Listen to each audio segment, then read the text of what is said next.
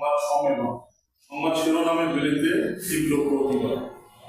আমি মোহাম্মদ শফিকুল ইসলাম, পিতা আলহাজ সুলতান আহমেদ, শান উত্তর সুজারপুর ২ নং ওয়ার্ড, বীরগঞ্জ পৌরসভা, বীরগঞ্জ, দিনাজপুর।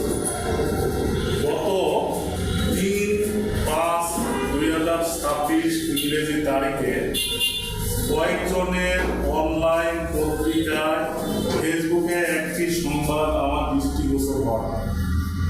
সংবাদের শিরোনাম ছিল বীরগঞ্জে পাচারকারী চক্রের বিরুদ্ধে সংবাদ সম্মেলন, এবং সেখানে সংবাদ সম্মেলনকারীর ছবি, অভিযুক্ত ২ জন আসামির ছবি এবং আমার ভেরিফাই ফেসবুকের প্রোফাইল ছবি সংযুক্ত করে আদম পাচার, ১৭,২৫,০০০ টাকার প্রতারণা, ভুক্তভোগীদের সংবাদ সম্মেলন ও মামলা দায়ের নামে একটি সংবাদ ফেসবুকে প্রচার করা হয়।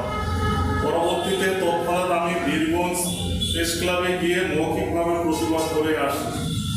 মামলার বাদী শাহনাজ পারভীনের মামলার কপি সংগ্রহ করি।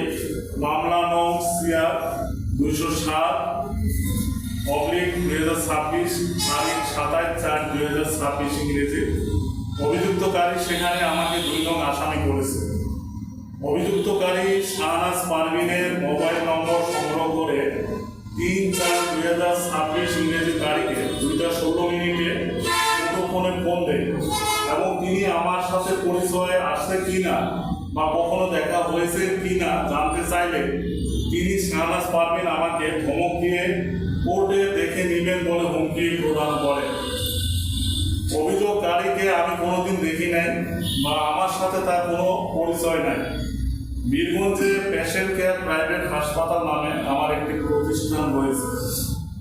অভিযোগকারী মামলার অভিযোগকে করেন যে গত ২৪/৪/২০২৬ ইংরেজি তারিখ রোজ শুক্রবার, সময় সকাল ৯ ঘটিকায় বীরগঞ্জ পেশেন্ট কেয়ার ক্লিনিকে বাদী, সাক্ষী, আসামি সহ বসেন এবং তার দেওয়া ১৭,২৫,০০০ টাকা ফেরত চান।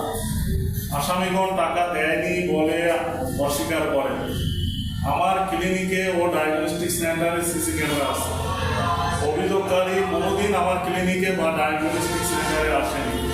বিষয়টি বীরগঞ্জ থানায় গিয়ে ভারপ্রাপ্ত কর্মকর্তা মহোদয়কে সিসিটিভি ফুটেজ দেখার জন্য অনুরোধ করা হয়েছে। আমার জানা মতে সংবাদ সম্মেলনে কোনো তথ্য পরিবেশন করা হলে সেখানে বক্তব্য দানকারী ছবি প্রদান করা হয়, কিন্তু এই ঘটনায় আমি উপলব্ধি করতে পারলাম আমার সুনাম ও সম্মান হানির লক্ষ্যে কোনো মহলের স্বার্থ হাসিলের স্বার্থে আমার ছবি ব্যবহার করা হয়েছে। মামলায় ১ নং আসামি আমার বড় ভাই, ইহা সত্য, কিন্তু দীর্ঘদিন ধরে তার সাথে আমার ব্যক্তিগত ও পারিবারিক যোগাযোগ বিচ্ছিন্ন রয়েছে, যাহা এলাকাবাসী জানে। পাশাপাশি বাদী সম্পর্কে বীরগঞ্জ উপজেলায় অনেকে অনেক কিছু জানে, যাহা আপনারা সরেজমিনে তদন্ত করলেও প্রতীয়মান হবে।